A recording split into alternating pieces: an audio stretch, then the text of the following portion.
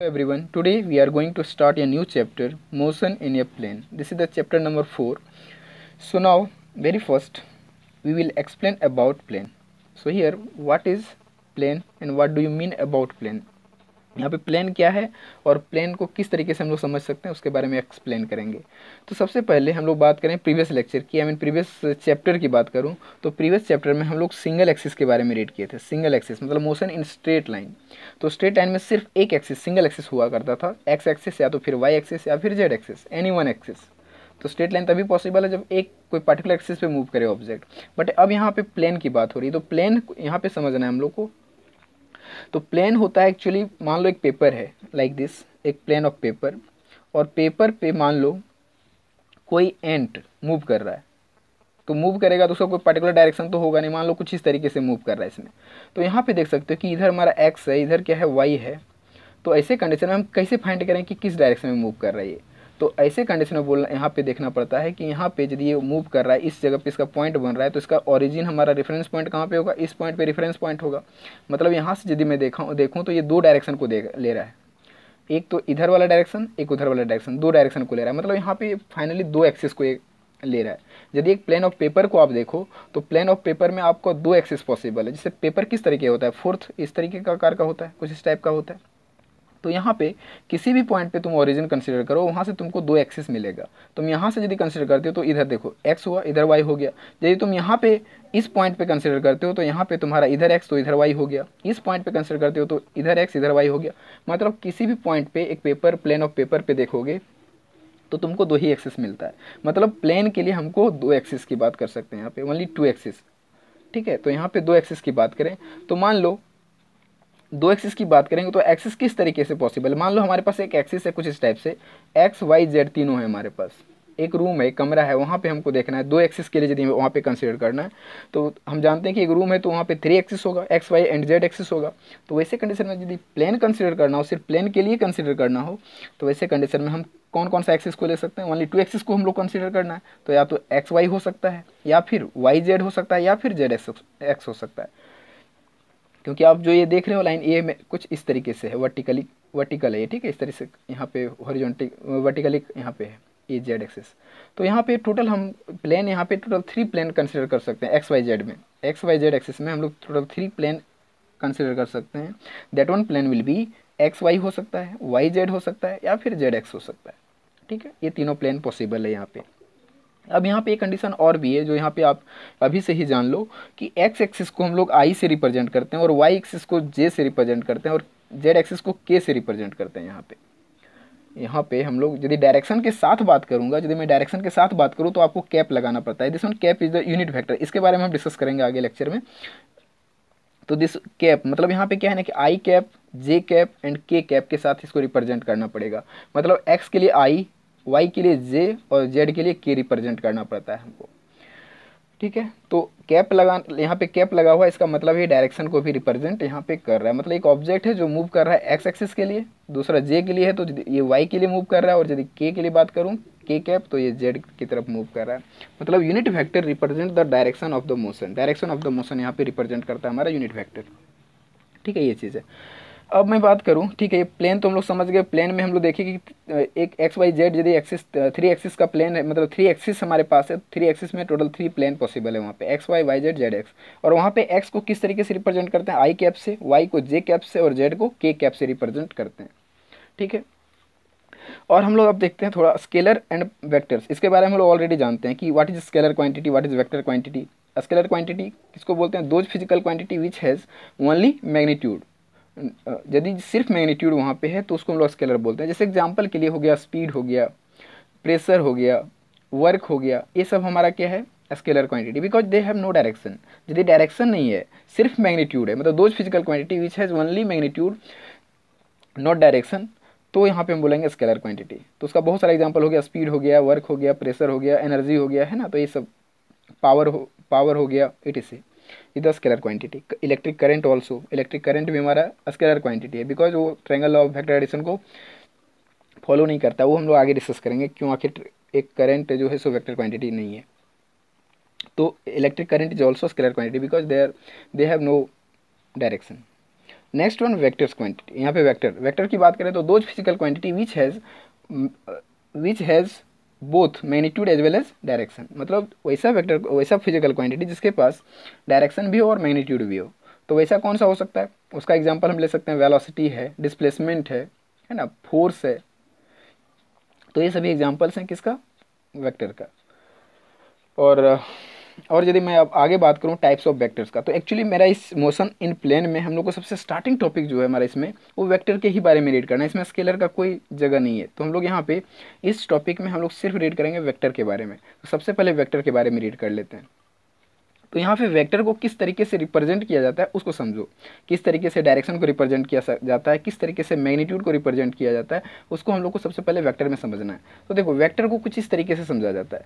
This one, एक arrow sign ले लो। Arrow sign में जो एरो, ये क्रॉस एरो साइन है, दिस वन हेड वाला पॉइंट जो है, this one point indicate the direction. ये जो पॉइंट है वो हमको डायरेक्शन रिप्रेजेंट करता है। This one point represent the direction. और यहाँ पे जो टेल है, यहाँ के बाद जो इतना बड़ा लाइन है आपको दिख रहा है, दिस वन रिप्रेजेंट यहाँ से इस पॉइंट तक, ये मैग्नीट्यूड को रिप्रेजेंट करता है। मैग्नीट्यूड मतलब यदि मैं यहाँ पे बात करूँ कि ये है 5 किलोमीटर या तो 5 मीटर इन ईस्ट डायरेक्शन। तो 5 मीटर इन ईस्ट डायरेक्शन मतलब किसी एक पार्टिकुलर एक्सिस को लेना पड़ेगा। यदि एक्स एक्सिस लेते हो तो यहाँ पे 5i दिखाना पड़ेगा। आई यहाँ पे क्या हो गया, आई हो गया मतलब एक्स एक्सिस में है, और ये कैप हो गया, सो कैप रिप्रेजेंट कर रहा है यहाँ पे एक्स एक्सिस को, ठीक है। और 5 क्या हो गया, 5 हमारा मैग्नीट्यूड हो गया। This one 5 is the magnitude and I cap ये डायरेक्शन को रिप्रेजेंट कर रहा है। कौन सा डायरेक्शन, एक्स एक्सिस को रिप्रेजेंट कर रहा है। एक्स एक्सिस में ये पार्टिकल मूव कर रहा है, ऐसे बोल सकते हैं यहाँ पे। तो ये डायरेक्शन हो गया। और दिस वन लाइन, ये जो पूरा टेल जो इसका पूरा tail represent the magnitude, head represent the direction. तो कुछ इस तरीके से हम लोग यहाँ पे बोल सकते हैं। तो देखो यहाँ पे a इज इक्वल टू 3, यदि मैग्नीट्यूड 3 है तो इसको यदि वेक्टर फॉर्म में लिखना है तो कुछ इस तरीके से लिखना पड़ेगा। ए वेक्टर मतलब उसके ऊपर में एरो साइन लगा देना है। किसी को वेक्टर के फॉर्म में लिखना है आपको तो उसके ऊपर वेक्टर साइन इस तरीके से एरो लगाना पड़ता है। और उसको यदि उसका नंबर मैग्नीट्यूड के साथ वेक्टर लिखना है, जैसे मान लो कितना था, यहाँ पे 3 है तो यहाँ पे लिखना पड़ेगा 3i। दिस वन 3 इंटू आई मतलब ये हो गया 3 मैग्नीट्यूड और आई हो गया हमारा एक्स एक्सिस के लिए वेक्टर दिखा रहा है। यदि b इज इक्वल टू 3 है, दूसरा वेक्टर एक ले लेते हैं, दूसरा b इज इक्वल टू 3, और ये यदि इसको हमको y डायरेक्शन में दिखाना है तो y डायरेक्शन में दिखाना चाहते हो तो b vector is equal to यहाँ पे 3j दिखा रहा है। देखो j, यहाँ पे j कैप लगा दिए, बिकॉज ये बता रहा है क्या चीज़ कि y एक्सिस में मूव कर रहा है। और third one c is equal to 4 है, यहाँ पे c is equal to 4, this one is the magnitude. इसको यदि वेक्टर के फॉर्म में लिखना है तो c vector is equals to -4j, मतलब y एक्सिस को भी ये भी रिप्रेजेंट कर रहा है। बट कंडीशन यहाँ पे ये है कि नेगेटिव साइन है, तो नेगेटिव साइन क्या यहाँ पे रिप्रेजेंट कर रहा है, तो हम लोग जानते हैं y के नीचे क्या होगा, दिस वन y डैश, तो ये y डैश को रिप्रेजेंट कर रहा है, मतलब y axis positive y axis के अपोजिट डायरेक्शन में मूव कर रहा है। तो this one negative represent the opposite direction, ठीक है। तो ये चीज़ है। तो कुछ इस तरीके से हम लोग वेक्टर को लिखते हैं। यहाँ तक वेक्टर की बात हो गई, वेक्टर्स की। अब हम लोग टाइप ऑफ वेक्टर्स की बात करते हैं। टाइप ऑफ वेक्टर्स, टाइप्स इसका कौन कौन सा है, तो टाइप्स में यहाँ पे आएगा आपका, देखो फर्स्ट वन हम लिए यहाँ पे इक्वल वेक्टर्स।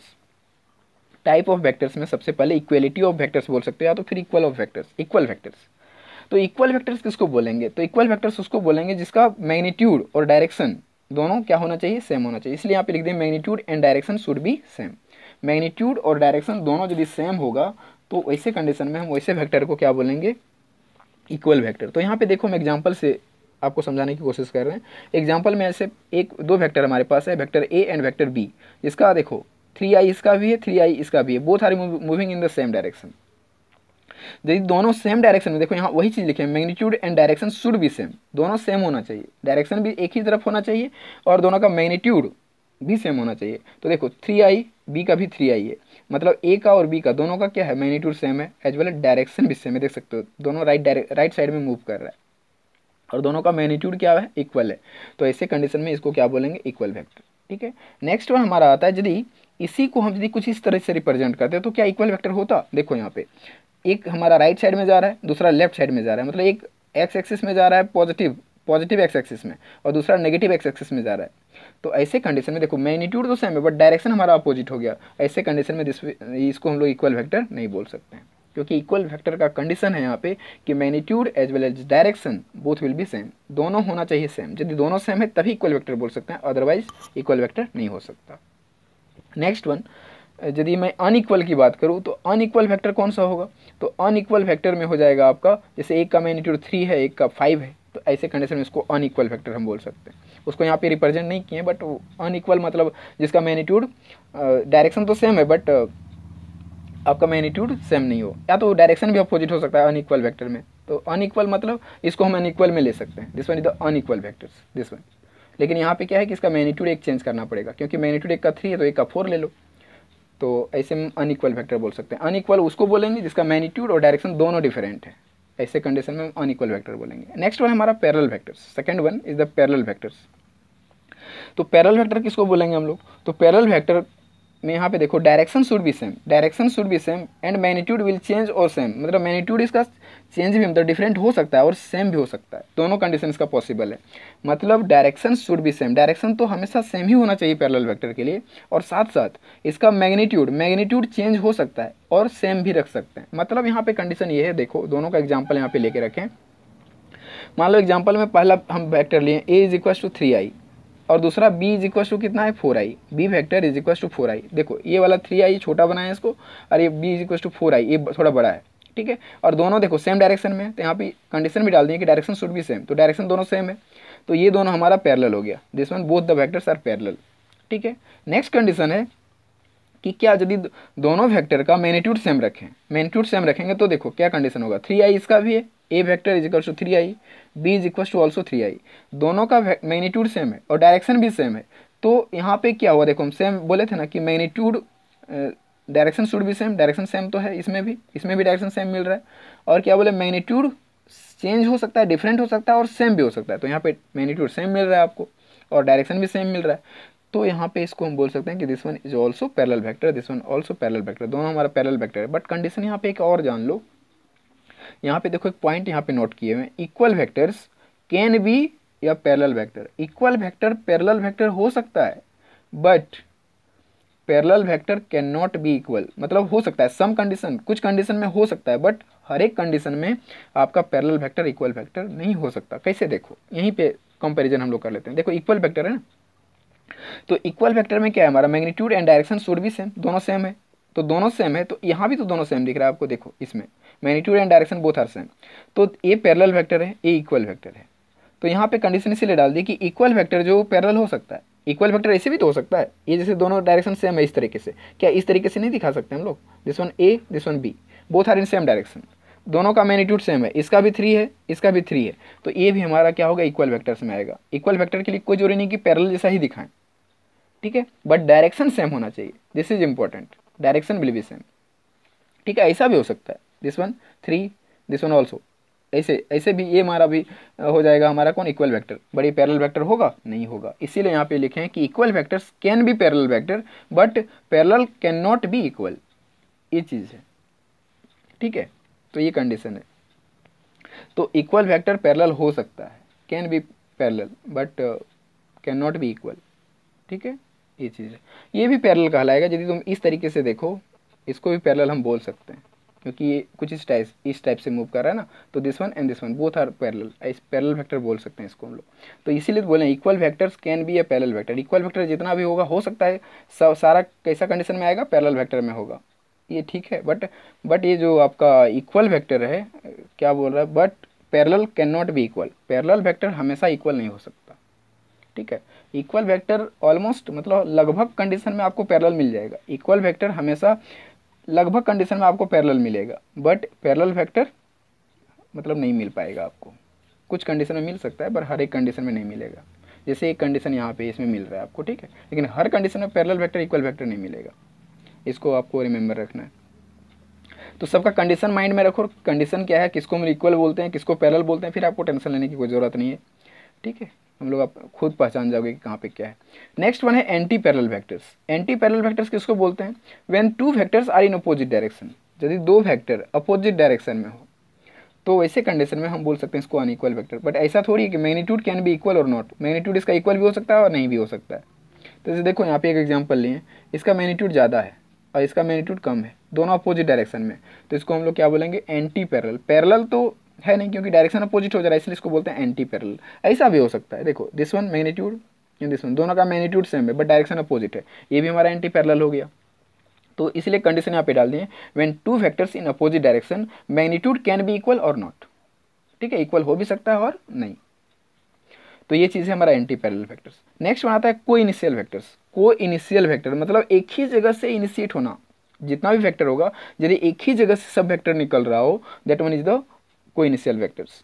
ठीक है, तो यहाँ पे वही चीज़ देखें, when all the vectors initiate at the same point. यदि मान लो इस पॉइंट पे है, ये वेक्टर यहाँ से इधर निकला, बी इधर, सी इधर, मतलब पॉइंट तो ही है ना मेरा, इस ओरिजिन, इस पॉइंट से ही सब सारा वेक्टर हमारा क्या हो रहा है, यहाँ पे निकल रहा है, आउट हो रहा है, यहाँ से इनिशिएट हो रहा है, तो इसको बोलते हैं को इनिशियल वेक्टर। ठीक है, कुछ इस तरीके से हम लोग बहुत सारा वेक्टर को रीड कर सकते हैं। को प्लेनर भी होता है, को प्लेनर वेक्टर, तो बहुत सारा वेक्टर यदि मान लो एक ही प्लेन में है तो उसको बोलते हैं को प्लेनर वेक्टर। तो इस तरीके से बहुत सारा वेक्टर आपको मिल सकता है। ठीक है, को प्लेनर वेक्टर, इस तरीके से बहुत सारा वेक्टर आपको रीड करने को मिलेगा। तो ये हो गया हमारा टाइप्स ऑफ वेक्टर्स। अब हम लोग लास्ट वन, यदि मैं यहाँ पे बात करूँ यूनिट वेक्टर्स की, जो एक्चुअली ये सब तो बहुत ज़्यादा इंपॉर्टेंट नहीं है, आपको बस माइंड में रखना है, इसका इतना बार यूज होगा कि आपको मतलब माइंड में सेट हो जाएगा। लेकिन अब हम लोग थोड़ा देख लेते हैं यूनिट वेक्टर के बारे में। यूनिट वेक्टर थोड़ा सा यहाँ पे इंपॉर्टेंट है, इस चैप्टर के लिए यूनिट वेक्टर इंपॉर्टेंट है। तो कितना इंपॉर्टेंट है यूनिट वेक्टर, उस चीज़ को समझो। यूनिट वेक्टर एक्चुअली क्या है? यूनिट वेक्टर जो है ना, unit is equal to, direct मैं यूनिट लिख रहा हूँ, unit is equal to vector divided by magnitude of vector. ये चीज़ होता है मैग्नीट्यूड ऑफ वेक्टर, मतलब unit is equal to vector divide by magnitude of vector. मतलब यदि मैं बात करूँ ये यूनिट, मतलब एक वेक्टर हमारे पास है, वेक्टर ए, और इसको हम यूनिट वेक्टर के फॉर्म में लिखना चाहो तो उसके ऊपर सबसे पहले कैप लगेगा, ए कैप इज इक्वल टू, ये हमारा हो जाएगा वेक्टर ए डिवाइड बाय इसी का magnitude of vector A, this one. तो ये फार्मूला हमारा हो गया यूनिट वेक्टर का। Unit vector is equals to this one, A cap is equals to, cap लग गया मतलब यूनिट वेक्टर हो गया वो, is equals to vector A divide by magnitude इसी का मैग्नीट्यूड को यहाँ पे लेना। तो मैग्नीट्यूड मतलब मोर साइन लगता है हमारा यहाँ पे। तो देखो ये चीज़ हमारा हो गया unit vector. Unit vector of a, this one, unit vector of a का यूनिट वेक्टर यहाँ पे कैलकुलेट किया। यदि एग्जाम्पल के लिए देखना चाहते हो तो देखो इसको कैलकुलेट करते हैं। मान लो ए वेक्टर का है 2i कुछ इस तरीके से दिया हुआ है। तो यदि तुमको ए यूनिट निकालना है तो इसका हमारा निकलेगा क्या होगा, ए वेक्टर फार्मूला है डिवाइड बाय मैग्नीट्यूड ऑफ ए है, कुछ इस तरीके से कैलकुलेट करना है इसका मैग्नीट्यूड। मतलब यहाँ पे हो जाएगा 2i डिवाइडेड बाय, यहाँ पे 2 का मैग्नीट्यूड निकालना पड़ेगा, 2i का मैग्नीट्यूड मतलब हमारा क्या आएगा, 2i ऊपर में वेक्टर के साथ और नीचे 2 होगा, बस this one is the answer. तो ये हमारा आंसर हो गया। So this is all about of the today lecture. ये हमारा इंट्रो पार्ट टाइप का मतलब लेक्चर है। So this is the all about of the today lecture. So thank you for watching.